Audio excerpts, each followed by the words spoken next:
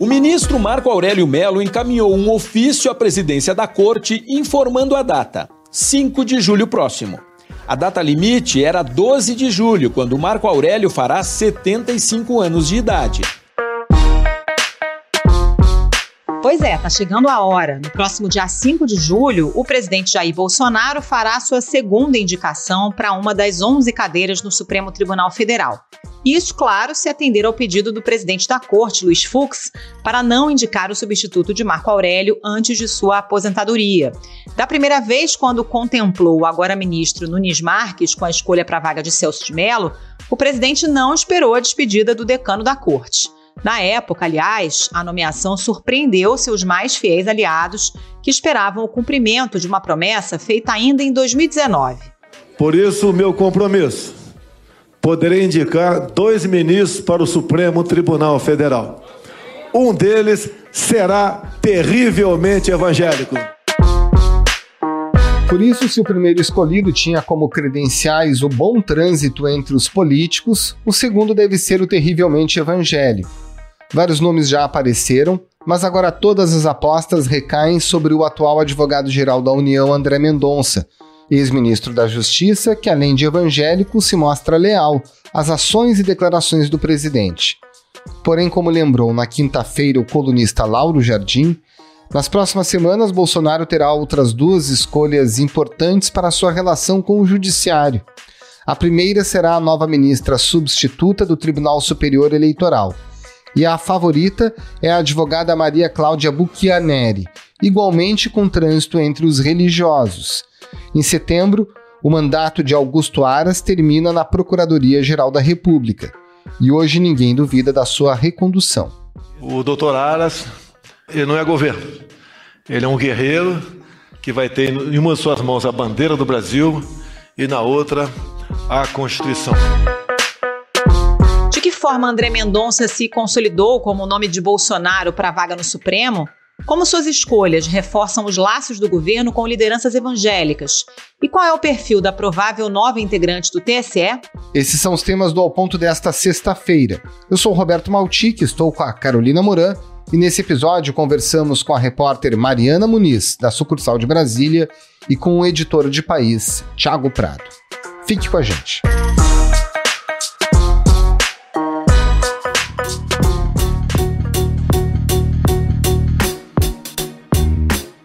Mariana Muniz, esse não é um podcast sobre vacina, mas a gente já vai fazer uma vacina aqui, né? A cabeça do presidente é muito difícil de interpretar, a gente sabe o quanto que ele muda de opinião de maneira radical e surpreendente, visto a própria indicação do Nunes Marques para a vaga do Celso de Mello do Supremo Tribunal Federal. Agora, tudo indica que o André Mendonça será o indicado para a vaga do ministro Marco Aurélio. O quanto que isso está consolidado no meio jurídico como a indicação do governo para essa vaga? Vamos lá, Roberto, é isso. Não dá para prever, não dá para dizer 100% o que o presidente pensa ou o que ele vai decidir. Mas acho que a gente pode dizer que temos 95% de chance de que o escolhido para a vaga do ministro Marco Aurélio seja realmente o ministro André Mendonça, né, o atual titular da AGU. Todos os indicativos que a gente tem aqui, enfim, conversado com pessoas que estão por dentro da sucessão aí no Supremo, que nos dizem que é muito grande aí a chance do ministro André Mendonça ser escolhido por ser terrivelmente evangélico, pela proximidade com a primeira-dama, Michele Bolsonaro. Enfim, ele tem todo o aparato aí para que o presidente o escolha. A fotografia do momento é essa. Hoje, as chances dele são muito grandes, né? Ele deixou para trás aí outros fortes concorrentes. O ministro Humberto Martins, que é o presidente do STJ, que também tem um lado evangélico, né? Adventista. Mas, hoje em dia, o que a gente sabe, né? Ouvindo aqui nos bastidores de Brasília, é que, de fato, as chances do ministro André Mendonça são muito grandes. Agora, se o André Mendonça tem respaldo no Palácio do Planalto, o nome dele enfrenta resistências ainda no Congresso, né? Qual é o cenário hoje, Mariana? Olha, Carol, o que a gente sabe é que o Senado inicialmente tinha, sim, uma resistência ao nome do ministro André Mendonça, mas que ele também tem feito costuras, né? Essa semana eu conversei com algumas fontes do Senado que me disseram que o ministro tem procurado, né, fazer essas costuras lá dentro do Senado para reverter, né, essas resistências ao nome dele, e que ele tem sido bem sucedido. Ele tem sido recebido por vários senadores e tem conseguido, digamos assim, ultrapassar essas resistências iniciais. Algumas conversas também que eu tive essa semana com integrantes da bancada evangélica na Câmara, essas pessoas dizem que os senadores também, na hora que o nome vier, que um nome foi indicado, e se esse nome for do ministro André Mendonça, os senadores também não comprariam essa briga de barrar, de vetar o nome escolhido pelo presidente. Afinal de contas, a prerrogativa é do presidente da República de fazer essa escolha. Então, o que me dizem é isso, que uma vez escolhido o nome, esse nome não enfrentaria, na hora do vamos ver, não enfrentaria essa resistência, né? As resistências iniciais já estariam sendo superadas, digamos assim. Bom, resistências no Supremo não me importam, porque os ministros do Supremo não têm voz nessa decisão. Mas como é que eles recebem esse nome do André Mendonça? Olha, o que a gente sabe é que lá dentro do Supremo, o nome dele é um nome bem visto, é um nome bem aceito. A atuação dele como advogado-geral da União era uma atuação, assim, elogiada. Claro, alguns ministros têm as suas preferências, também têm os seus candidatos, mas o nome dele não tem realmente fortes resistências, não, muito pelo contrário. Ele tem ali recebido elogios, né, por parte de alguns ministros que têm muito acesso ao presidente Jair Bolsonaro, inclusive, né, que não colocam nenhuma dificuldade, muito pelo contrário. O ministro Gilmar Mendes, por exemplo, tem tido acesso ao presidente Bolsonaro, né, Mariana? Até onde você conseguiu apurar, ele tem encorajado a escolha do ministro André Mendonça? Olha, Roberto, até onde eu sei, sim, né, o ministro Gilmar Mendes, ele tem muito acesso ao presidente Jair Bolsonaro, né, teve um papel super importante na indicação mesmo do ministro Cássio Nunes Marques.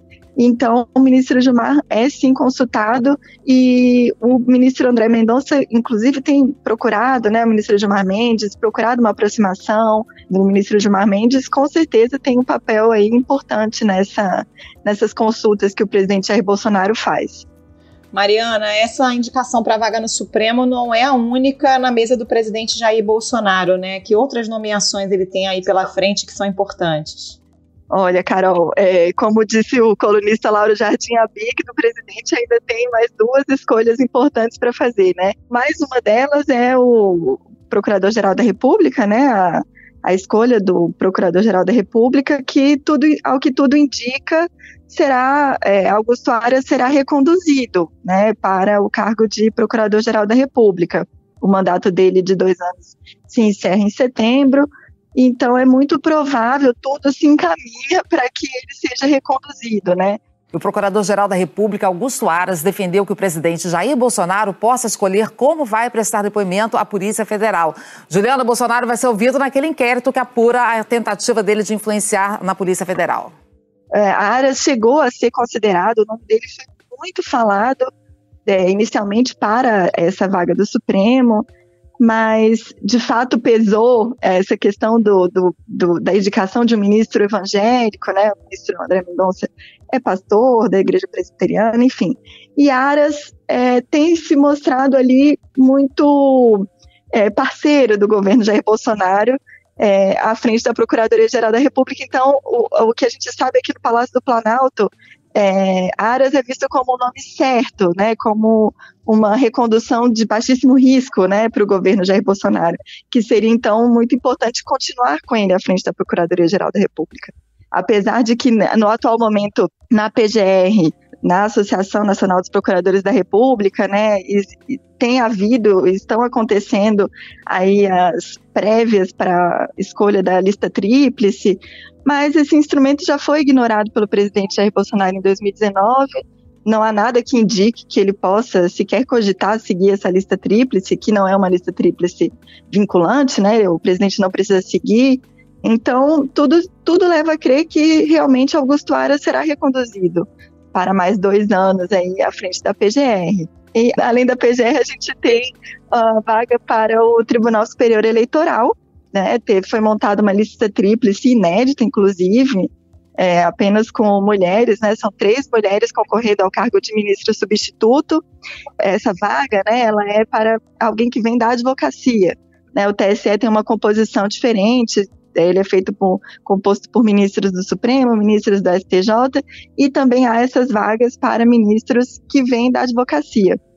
Então, essa lista foi montada foi aí um trabalho muito grande feito pelo ministro Luiz Roberto Barroso, que é o atual presidente do TSE, né, que se empenhou para que essa lista tríplice tivesse apenas mulheres. E essa lista, diferentemente da lista que eu comentava da PGR, essa é uma lista obrigatória. O presidente tem que escolher um dos 3 nomes que estão ali. Ele não precisa escolher o mais votado, pode escolher qualquer um dos 3, mas são 3 mulheres. E entre essas 3 mulheres temos aí uma forte candidata, que é a advogada Maria Cláudia Buchianeri, uma advogada eleitoral, né? Assim como as outras, as 3 têm atuação aí na justiça eleitoral, mas Maria Cláudia tem realmente contado aí com apoios importantes, né, como o presidente da Câmara dos Deputados, Arthur Lira, que é o maior cabo eleitoral do nome dela. Ela também tem o apoio da Associação de Juristas Evangélicos. É uma alegria e é um privilégio poder estar aqui para discutir com vocês hoje o tema que é o tema paixão da minha vida, que é religião. Então, tudo isso tem aí pesado, né? A ministra Damares Alves também já manifestou publicamente o apoio a Maria Cláudia. Então, o que a gente sabe, o que nós temos escutado também, porque por quem acompanha aí, né, os bastidores dessas escolhas, é que o nome dela é o mais forte.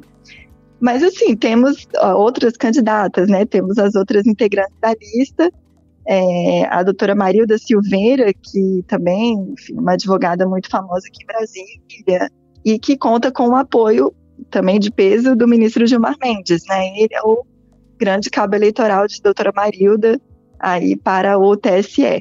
Uma curiosidade, as 3 são muito amigas, tem grupo de WhatsApp, quer dizer, são concorrentes, estão concorrendo à vaga, mas são muito amigas porque as 3 são assim, os expoentes da advocacia eleitoral aqui em Brasília. Então, são rivais agora, porque estão concorrendo, só uma delas vai ser escolhida, mas as 3 são bem amigas. Inclusive, tem um grupo de WhatsApp aí onde elas trocam ideias, enfim. Pelo que eu pude apurar, a rivalidade está só agora no TSE, não está na vida real.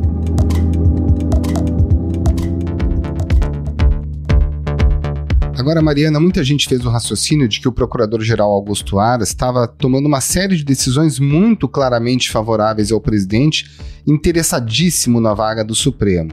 E pode-se fazer a leitura que, uma vez que ele não seja eleito, já que ele é uma pessoa de confiança na área de investigações que podem atingir o próprio governo, que ele fique um pouco ressentido com a sua falta de escolha. Você acredita que pode ter uma mudança de humor do procurador-geral por não ser o escolhido? Roberto, eu não vejo assim dessa maneira. Acho que para o Aras, essa questão de não ir agora para o Supremo está bem resolvida. Assim, o que a gente sabe é que também, em conversas, o presidente Jair Bolsonaro teria, né, dito ao procurador-geral que numa próxima vaga, né, ele seria, e o nome teria preferência. Então, eu acho que Augusto Aras tem, sim, um alinhamento, né, enfim, ao presidente Jair Bolsonaro, e não acredito que seja do perfil dele manifestar um descontentamento na atuação dele como procurador-geral neste momento. Acho que ele também olha mais à frente, um pouco. Então, não vejo isso, e, enfim, do que nós conversamos também, né, com integrantes da PGR, não vejo isso acontecer neste momento. Acho que ele vai também ter essa visão de futuro, né, pensando que Jair Bolsonaro pode ser reeleito, enfim, e que terá outras cartas aí na mesa para escolher, né, próximos ministros, outras vagas que surjam. no Supremo Tribunal Federal. Então, acho que ele não vai gastar essa ficha, não.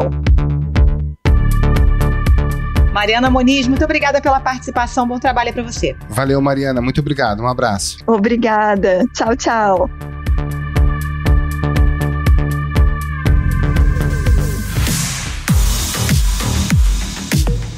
Tiago Prado, por que o André Mendonça se tornou o nome favorito do Bolsonaro para essa vaga no Supremo? E tem realmente algum risco do nome dele ser barrado no Senado? Olha, Carol, o André, na verdade, é uma construção feita a partir de um sarrafo que o Bolsonaro colocou para essa segunda vaga que ele tinha no mandato dele, né? Ele nomeou o Nunes Marques no ano passado, e ele criou o seguinte sarrafo, assim, de que ele nomearia uma pessoa terrivelmente evangélica para o Supremo Tribunal Federal, né? Vale lembrar ali, os evangélicos são um importante pilar ali de apoio ao Bolsonaro. 2018, mais ou menos, por volta de 70% das intenções de voto ele teve nesse segmento, né? E ele decidiu fazer uma sinalização ali em 2020 que colocaria um evangélico na corte, né? Com um discurso. Eu fiz aqui uma colinha aqui para falar com vocês antes. O Supremo hoje, dos 11 ministros, hoje o Supremo tem 8 católicos, tá? Carmen Lúcia, Toffoli, Fachin, Marco Aurélio, Gilmar, Lewandowski, o Alexandre de Moraes e o Nunes Marques, 2 judeus, o Barroso e o Fux. A Rosa Weber não diz abertamente qual é a fé dela. Então, esse discurso pegou muito, né, pro segmento evangélico. O Bolsonaro disse que colocaria pela primeira vez um evangélico na corte. O segmento evangélico se animou, começou a especular alguns nomes, né? Eu acho que o desembargador aqui do Rio de Janeiro, William Douglas, chegou a ser um nome que foi cogitado para que fosse ocupar essa vaga, mas o André Mendonça mostrou ali, durante o período dele no Ministério da Justiça, agora na AGU, uma lealdade ao Bolsonaro muito grande, né? Vale lembrar que vários dos pedidos de inquéritos contra pessoas que criticavam o presidente pela Lei de Segurança Nacional foram abertos ali a pedido do André Mendonça. A Polícia Federal intimou o Guilherme Boulos, do PSOL, a prestar depoimento no inquérito em que o ex-candidato a prefeito de São Paulo é investigado por ter feito uma postagem numa rede social contra o presidente Jair Bolsonaro. Esse inquérito foi aberto no ano passado com base na Lei de Segurança Nacional. Então, o André Mendonça sempre foi um soldado muito grande. Ele construiu dentro do governo, eu acho, essa credibilidade diante do presidente. Acho mérito dele também ter construído no segmento evangélico um apoio ao nome dele. Então, assim, o segmento evangélico ali, pastores que têm muita entrada ali com o presidente da República, o pastor Silas Malafaia, o deputado federal Marco Feliciano, aos poucos passaram a defender o André Mendonça. Então houve toda essa construção e por isso pintou o favoritismo do André Mendonça no segmento evangélico, aliado a essa lealdade ao presidente. Quais são as resistências hoje a uma possibilidade de André Mendonça? É justamente a classe política, né, que sempre tem uma voz relevante nesse processo. Então, o Nunes Marques, por exemplo, quando entrou na corte no ano passado, ele foi ali chancelado por Ciro Nogueira, por políticos do Centrão e etc. O André Mendonça, por não ter tido, vamos dizer, não ter feito esse percurso político para virar esse nome para a vaga, ele fez o percurso religioso, ele conquistou as lideranças evangélicas e conquistou o próprio presidente da República. Ele não tinha feito esse percurso político, que foi justamente o que o Bolsonaro mandou ele fazer há cerca de 1 mês e meio. Ele falou: André, cai dentro de começar a conversar com o mundo político, porque com essa CPI que está acontecendo no Senado, e o Senado é responsável por chancelar esses nomes sempre, havia ali, e há ainda, né, um rumor no ar de que o Senado pode vetar essa vaga, porque vê que seria um nome extremamente leal ao Bolsonaro, isso poderia ser perigoso e etc. E o André Mendonça foi à caça de começar a conversar com senadores nos últimos 2 meses, mais ou menos.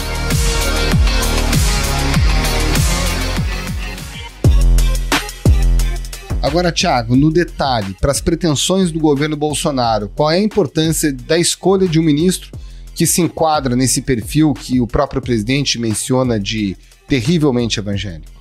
Não, primeiro, assim, eu acho que é importante a gente dar a dimensão, né, de como cada vez mais essas vagas no Supremo são muito importantes para o ocupante da vez do Planalto. Então, isso cada vez mais gera esse tipo de debate, porque os presidentes precisam muito dessas decisões do Supremo, assim. Então, vou dar aqui 2 exemplos de decisões recentes do Supremo que mudaram completamente a vida do Bolsonaro. Uma, essa questão referente à reeleição na Câmara e no Senado. Então, o Supremo decidiu no ano passado que o Rodrigo Maia não poderia mais ser candidato à reeleição. Isso eu acho que mudou consideravelmente a vida do Bolsonaro ter o Arthur Lira no comando da Câmara, né? O Supremo colocou o Lula de novo no jogo eleitoral brasileiro. Isso também muda muito a vida do Bolsonaro. Então, esse tipo de decisão tem sido muito estratégica ali para cada governante, porque o Supremo toma decisões que realmente afetam demais a vida do Executivo. No caso do Bolsonaro, ainda tem um outro componente. Como ele criou esse sarrafo no ano passado de promessa para o segmento evangélico, de que nomearia alguém ligado ao setor evangélico, enfim, isso fez com que ele precisasse demais cumprir a promessa. E aí, o que aconteceu de alguns meses para cá, né? Você teve uma mudança gigantesca no cenário político, em que o Lula voltou para o jogo, e aquela superioridade numérica que eu citei aqui de 2018, em que o Bolsonaro tinha 60%, 70% de apoio no segmento evangélico, ela já não se dá mais quando o Lula está numa disputa com ele. O último Datafolha, por exemplo, colocou inclusive o Lula com superioridade em cima do Bolsonaro. Ele vencia o Bolsonaro por 35-34. Então ele precisa fazer esses acenos ao segmento evangélico por causa da entrada do Lula no jogo. E paralelo a isso, esse ano já aconteceram algumas coisas de sinalizações de insatisfações do segmento evangélico com a conduta do governo, com a postura do governo, que faz com que essa pressão tenha aumentado. Acho que a grande agenda que o governo Bolsonaro fez até agora, que contempla ali a vontade dos evangélicos, tem muito menos a ver com ocupação de cargos. Hoje é um governo que tem ali a Damares num ministério com uma ocupação relevante. Você tem o ministro da Educação, que também é um representante do segmento evangélico, embora ele seja presbiteriano, nem é uma igreja com tanta entrada no Congresso Nacional, por exemplo. Então, é menos pela ocupação de cargos. Acho que a grande demanda que o Bolsonaro entregou até agora para o segmento evangélico foi o perdão das dívidas, né? Essa foi uma pauta que andou no Congresso referente a dívidas tributárias que as igrejas tinham. Templos religiosos passam a ter isenção do pagamento da contribuição social sobre lucro líquido. Também será concedida anistia das multas recebidas por não pagar o tributo. A renúncia fiscal estimada pelo Ministério da Economia passa de R$1 bilhão até 2024. Mas isso não foi considerado suficiente, assim. Então, a Universal tem tido reclamações constantes com relação à postura do governo na crise que a igreja vive em Angola. Rapidamente resumindo, a igreja é alvo de uma ação do Ministério Público angolano de deportação de vários pastores em Angola, né, por diversas acusações, lavagem de dinheiro, etc. E a igreja reclama muito que o governo Bolsonaro não teve uma atuação consistente em Angola para impedir esse tipo de ação, né? A gente teve aí no último fim de semana a presença do ex-presidente Lula no Rio de Janeiro, e acabou de vazar ontem uma imagem dele com o pastor Manuel Ferreira, líder da Assembleia de Deus no Ministério de Madureira. Então, o cenário que se coloca é de um adversário agora para Bolsonaro que consegue ter mais diálogo com lideranças políticas do que outros, né? Eu citei aqui a Universal rapidamente. O Lula, ele teve uma histórica tradição, os governos do PT, com a Universal. Então, tudo isso vai batendo no Bolsonaro de que ele precisa, de alguma forma, atender aos evangélicos, né? Então, eu acho que essa dimensão é importante para a gente mensurar o favoritismo do André Mendonça hoje para ser o indicado de Bolsonaro para o Supremo. O cenário hoje, Thiago, ainda é de um apoio majoritário das lideranças evangélicas ao Bolsonaro, porque quando a gente fala em evangélicos é muita gente, né? São várias denominações. Ainda se mantém cristalizado esse apoio ao Bolsonaro entre os principais líderes?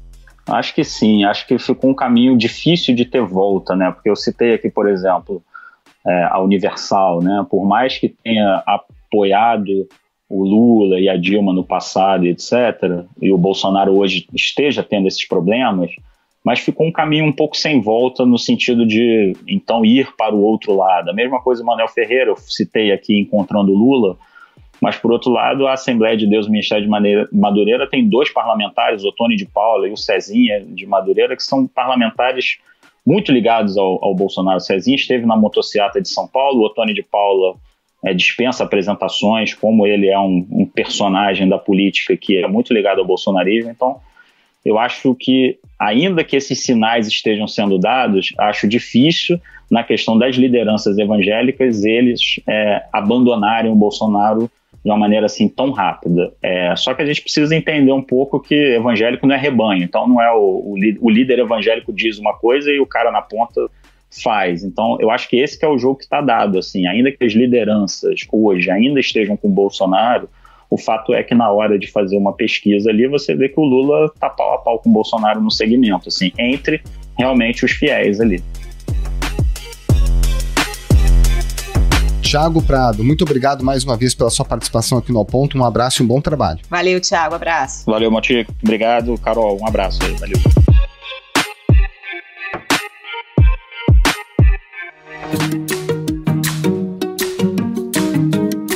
Esse foi o Ponto de hoje, o podcast diário da redação do Globo. Nessa conversa a gente conta com a participação de toda a equipe do jornal, as mesmas pessoas que levam até você informação e análise de qualidade todos os dias.